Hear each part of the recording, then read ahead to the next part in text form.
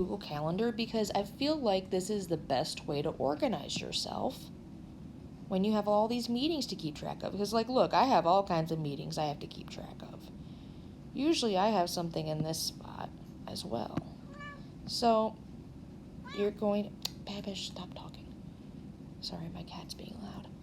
You would go here and click on the event, and because it has a call on it, I can join my Google Meet. If you look here in the details, it says, oh, I'm going to add the Google Meet link 10 minutes before the start of the meeting, which I lied. I definitely had this way ahead of time.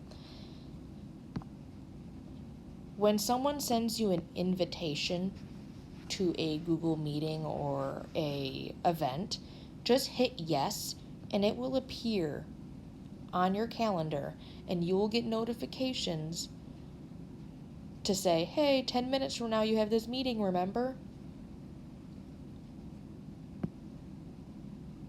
So 10 minutes before this, I would get a notification because I hit yes.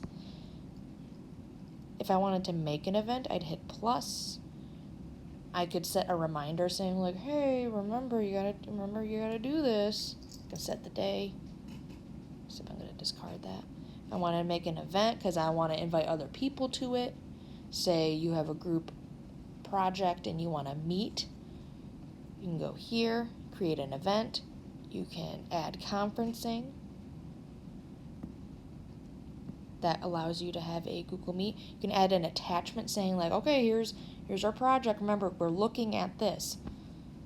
Let's say it's like a slideshow. We're going to be on slides. And you can pick the day and the time. You can add guests. You can enter a title. But I feel like you guys don't really have to make events as much as just hitting yes when someone invites you to an event. That way it adds right to your calendar. You can also change color of it if you would like. Yeah. Like say I wanted to make all of my... Oh my goodness, they actually have names.